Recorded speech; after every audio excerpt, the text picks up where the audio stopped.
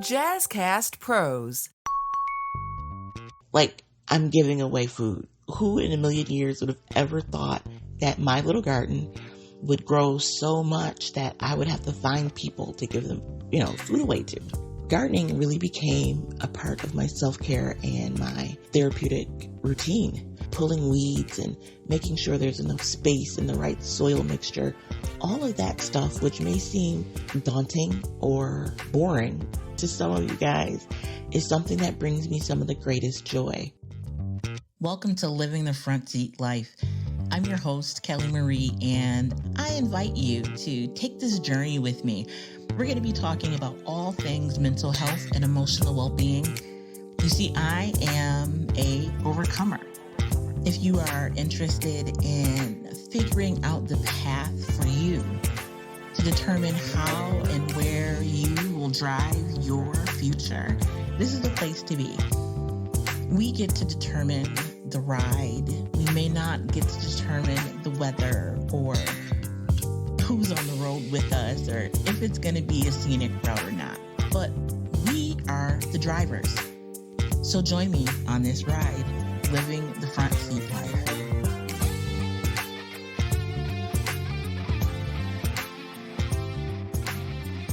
Hey good people, it's me, Kelly Marie, and welcome to Living the Front Seat Life. So, last time we had my mental health mom, Vicky, on the podcast, and she's going to be coming back. We are going to have some great conversations around sleep schedules and parenting, self-care, all the things, right, that a lot of parents don't really make time for, don't seem to have time for, but we're going to be talking about that right here on Living the Front Seat Life. Today, though, I want to talk to you about a part of my routine, my care, and some challenges I'm having. So, I have been having a rough time sleeping. It's been bad, guys, like really bad, to the point where I have had to implement a hardcore schedule for pre-bedtime stuff. It still really isn't giving me what I need. So I reached out to a sleep specialist and she will be joining us on the podcast. Really excited to have her. And I think you guys will be excited about all the things that she has to say and information she has to dole out. She is seriously a sleep expert. So more to come on sleep. But what I'd like to do today, and this is at the prompt of the most incredible podcast producer, Jazzy T. I posted up on Instagram, The Front Seat Life, some of my photos from my garden. So in my backyard, I have 4 raised beds, and I'm growing cucumbers and basil, tomatoes. I thought I had some okra plants, but they were a gift. They were also cucumbers, some collard greens. I'm growing kale. In the front of the house, I have these half barrels, and in the barrels, I have a lavender bush that comes back every year. I don't have to do anything to that. I don't have to do anything to the lavender bush, but I have that grows every year. I have more kale and some jalapeno peppers. I also have some other herbs, onions, garlic. Garlic has actually been pulled up and is in storage. Some chives, lots of little things here and there.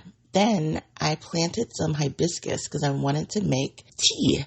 And my mom is in Georgia, and her neighbor gave her some hibiscus seeds, just the flowered piece of the hibiscus, to be able to plant. And she sent me some. They didn't take. I tried my hardest, but they just did not take. So I went out to Home Depot. Probably not the wisest choice for what I wanted, but I did. I bought 3 hibiscus trees, or so I thought. They're not trees, they're just bushes, little plants. Apparently there's a ton of different types of hibiscus, and only 1 or 2 are good for drinking. I don't have that 1 or 2, but that's okay. Speaking of tea, I want to have Chef Alexa come back and talk about teas and sleeping. Because if I'm not sleeping, I know somebody else is not sleeping. So yeah, we're going to bring her back too. I digress. back to the garden. At the top of the year, which is in May up in zone 7, we don't plant before Memorial Day, which is the last Monday in May. That's generally, there will be no more frost after Memorial Day. There's usually no more frost before that, weeks before that, but that's like the deadline date. So I get my raised beds in and hauling all this dirt and soil. I planted some onions, some spring garlic. I didn't have the tomato plants yet, but that's pretty much all I had at that point because I had started some seeds indoors and I knew that I couldn't put those out yet because of frost. I do a little bit of work. Actually, you guys, I did a lot of work. I laid down weed barrier. I laid down another barrier for the groundhogs and then mulch and then put the beds down. Well, I put the beds down first and then mulched around the beds. So I actually did a lot of physical labor back there. And it turned out absolutely beautiful. Again, you guys can head over and check out some photos I posted on the Front Seat Life. I took some pictures, and a couple of days after I planted the garlic and the onions, it snowed in Buffalo. So it snowed in June. It was crazy. It was beautiful, but it was absolutely bananas. I cannot believe we had snow in June, but we did. So is life. I did not lose my garlic or my onions. Garlic likes it cold, so I figured, that was just giving it a little boost that it could use. And so afterwards, snow melts. I plant my tomatoes and everything else that I just mentioned to you guys. I got them from a girlfriend of mine. Big shout out to Kellyanne. You can probably follow her at WNY, like Western New York, WNY Hunger. She works in food scarcity. And so she had some plants left over from her garden, and I planted them in mine. And when I tell you guys that these things took off, I've never seen tomatoes grow like this. I sent her pictures. She said her tomatoes from the same batch did not grow like that. So I need to figure out the formula. It might have been the all organic soil. It could have been the fact that I just let them be. I didn't put them in cages. Normally, when you grow tomatoes, you grow them in a cage so that they're upright and everything is easier to pick. I just let these bad boys grow. So they pretty much overtook the garden. They grew out of the bed, crawled across the mulch. They just did their own thing. So in addition to that, I was awarded a garden bed from Freedom Gardens that is run by the magnificent Auntie Gayle Wells. You guys, she is just an incredible and amazing individual. She is at Freedom Gardens, at Freedom Gardens on Instagram. You can find her and follow everything that she's doing. But just, her mission is to bring gardening to the people. And so I signed up for a garden bed, and I didn't think I was going to get one. And so I put some money aside, and that's when I bought mine. But anyways, she brings a whole team out to the house, you guys. This team, they put down the bed. I learned so much just watching them work.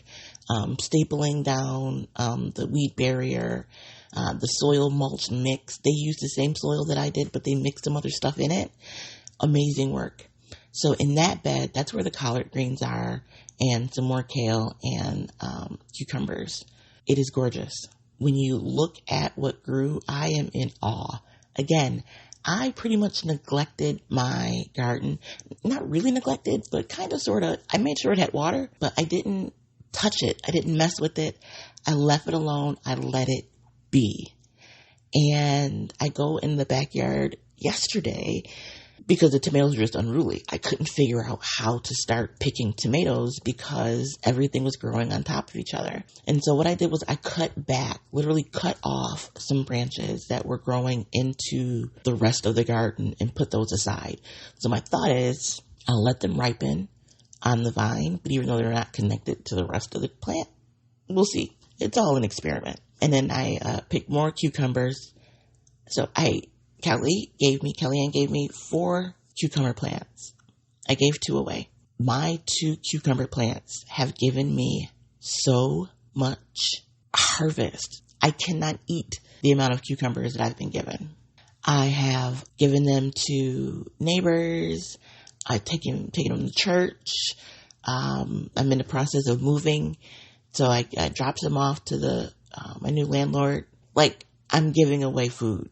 Who in a million years would have ever thought that my little garden would grow so much that I would have to find people to give them, food away to? It's inconceivable. So I am utterly amazed. But here's the thing, and why I'm sharing this whole process with you. Gardening for me is therapeutic. I love the soil. There's something therapeutic about watching everything grow. I mean, I'm in awe of nature, and to see how, when the rain falls, how the plants react differently than when I just water them with the hose, or even, when they need water. The cucumbers are growing up the side of the garage, and the leaves are larger than my hand, and I have big hands, but the leaves are larger than my hands, and they wilt, like they start to curl up when they need water. And when you water them, you can watch them unfurl. Like, it is just amazing to me how nature works together. So gardening really became a part of my self-care and my therapeutic routine. In the winter months, initially it was tough, but I totally became a plant mom.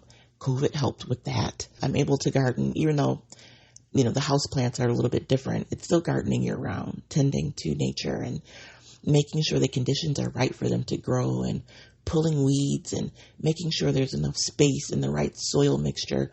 All of that stuff, which may seem daunting or totally boring to some of you guys, is something that brings me some of the greatest joy.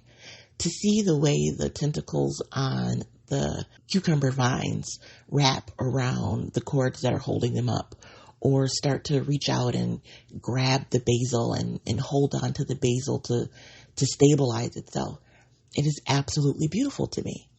And that's one of the reasons why I'm sharing my gardening experience with you, because you may find that you have a place of refuge, a place of peace in something that you didn't even think was possible. Growing up for me, my grandmother had a garden in the exact same space where I'm gardening right now. And I'd love to go out there, but at the same time, I absolutely hated it because I had to pull weeds and water. When you're a kid, you want to play. You don't care about how long you water. You want to water as long as you feel like it and then be done with it, right? So growing up, I enjoyed it, but it wasn't the same experience as I have now. Knowing that the vegetables that I'm giving to my friends and family, I grew with my own hands, right? They came from my backyard. Again, that is just something that is uplifting to me. So I encourage you guys, not necessarily to try gardening, but hey, why not? It's all an experiment. If it works, it works. If it doesn't, then it doesn't.